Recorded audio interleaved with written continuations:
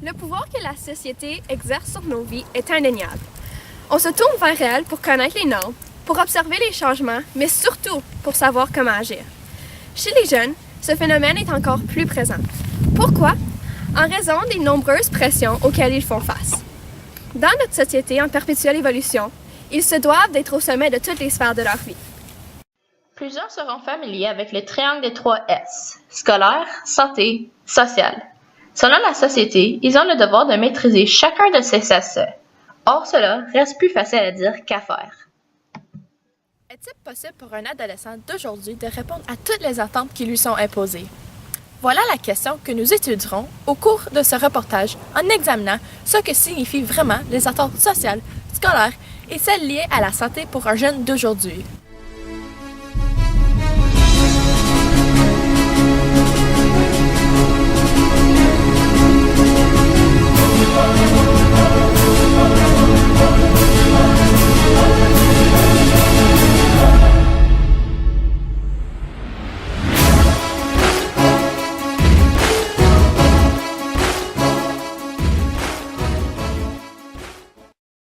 Depuis leur plus jeune âge, on imprime dans le cerveau des jeunes le même message encore et encore.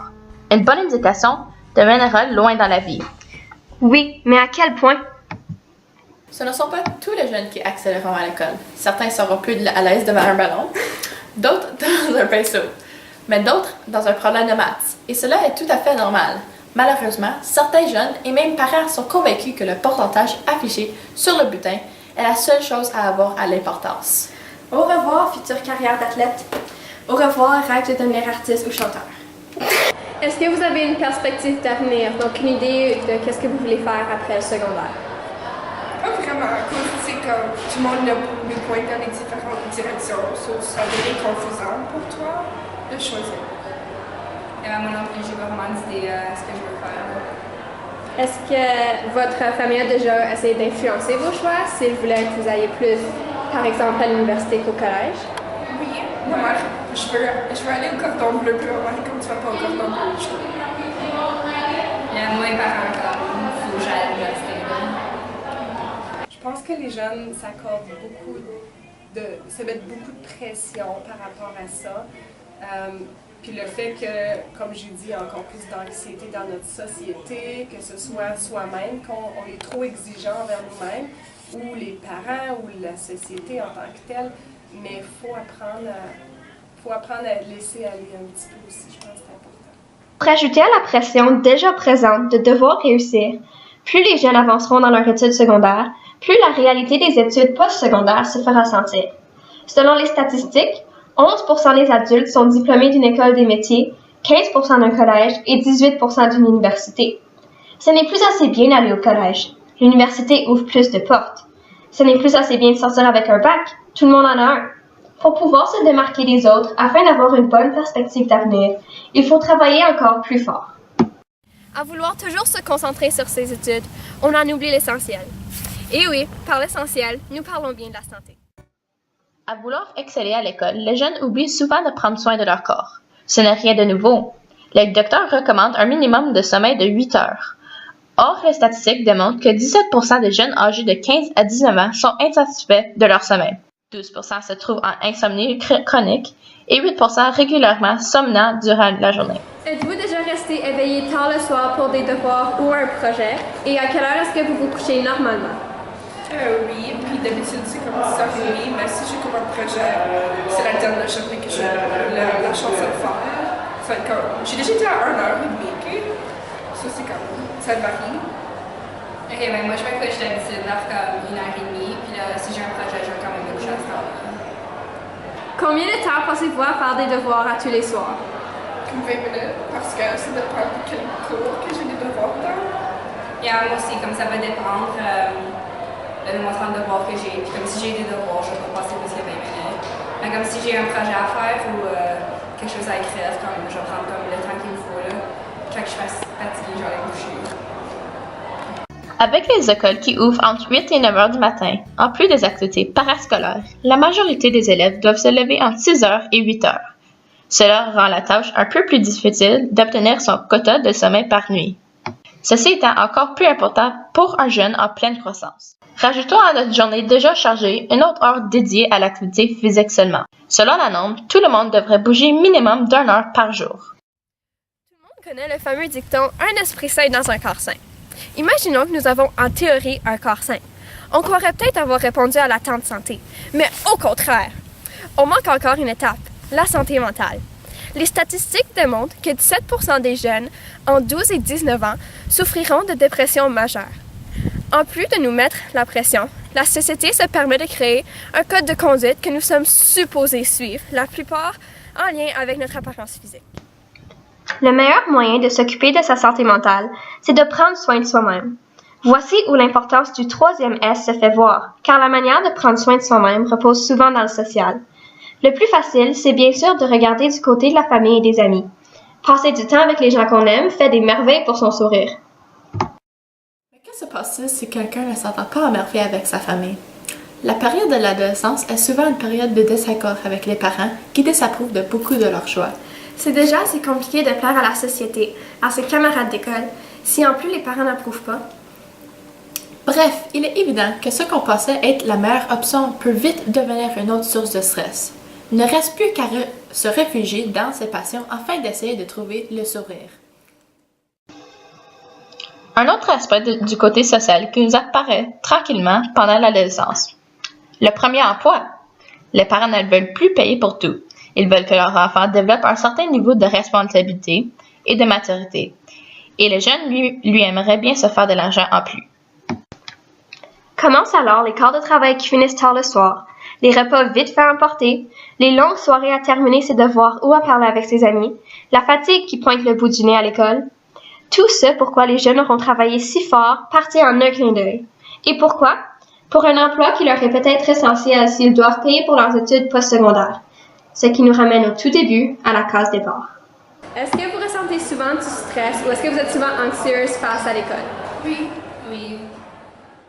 Combien d'élèves viennent vous voir par rapport au stress? C'est dur de donner un chiffre comme ça, mais peut-être à peu près, je peux voir des fois 6 élèves par jour. Ça dépend, est-ce qu'une rencontre va durer 1 heure? Est-ce qu'une autre rencontre va durer 20 minutes? C'est différent selon le besoin.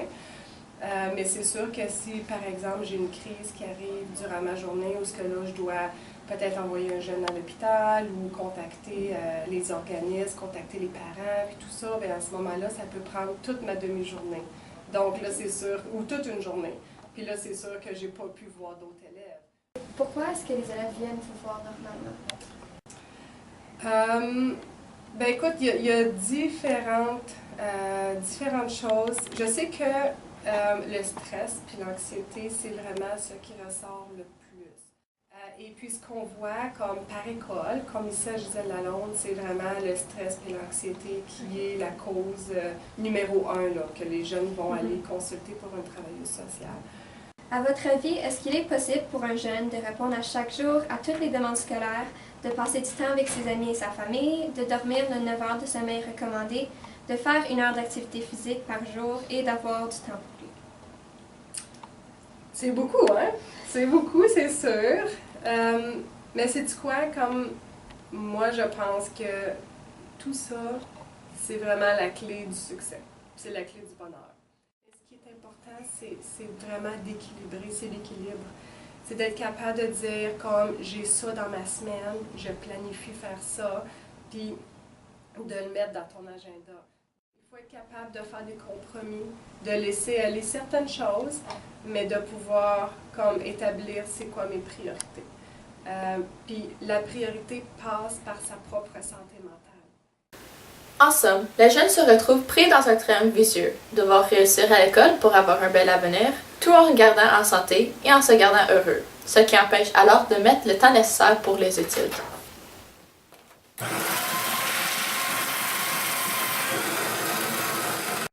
L'important, c'est de trouver un juste milieu, d'apprendre à jongler avec les différentes sphères de nos vies, en oubliant les attentes de la société, et en se créant ses propres objectifs, parce qu'après tout, nous restons humains.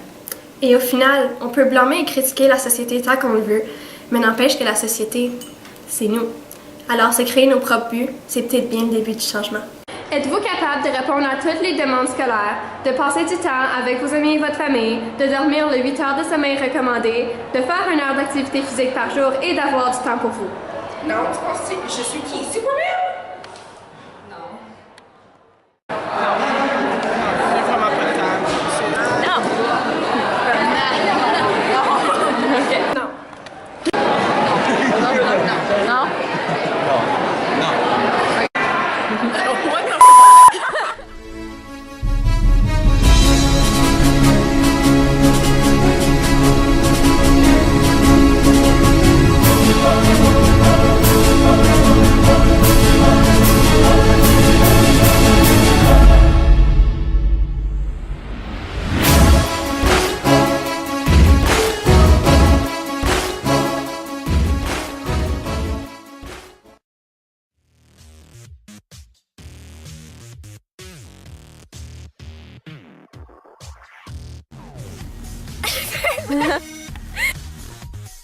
Guys, si vous voyez ce chat, s'il vous plaît, appelez immédiatement.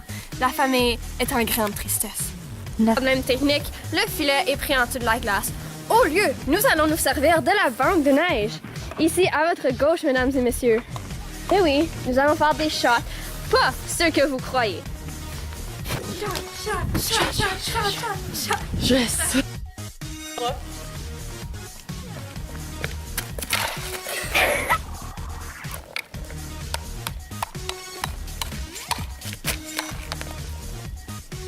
Les amis, nous avons un petit problème.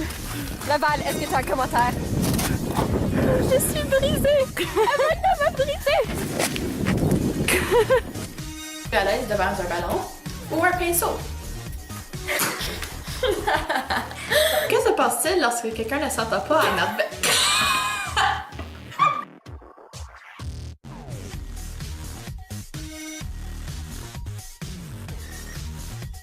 Will you call a nun in a wheelchair? Virtual mobile.